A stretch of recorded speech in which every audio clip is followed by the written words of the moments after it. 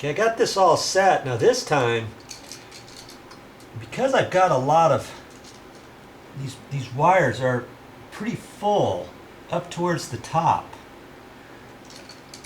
Instead of leaving the top screw loose, I'm going to leave the bottom screw loose of the silver, which is the white, the neutral wire. I'm going to do the same thing on this side, the bottom screw, but I'm going to tighten up the top screw. I don't want that hitting anything there. And that'll kind of give me just a little bit more room here, I think. Okay, are we ready to put this in now? I hope you didn't say yes, because you're wrong. Remember, we got to take these tabs off. Up here, and these tabs down here, because this is the cut-in box, remember? This little area here is going to fit right on in that little gap.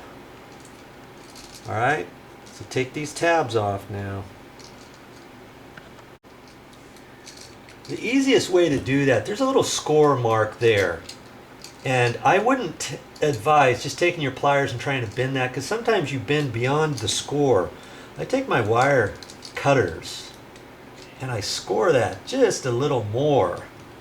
And if you're strong, and if you got sharp ones, you could snap that off, but I'm not. And so you can just mark that. Okay, then grab it just above the mark and twist on it. Pops right off. Okay, do that on the other ends now. See, that's all you need. That's for a cut-in box.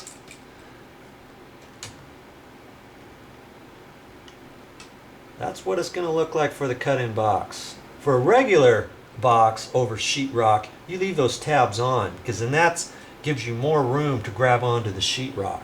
You know what I mean? Now if you forget to do that until after you get the wires attached, you can do it with it sticking out this far. It's just easier if you remember now. No biggie.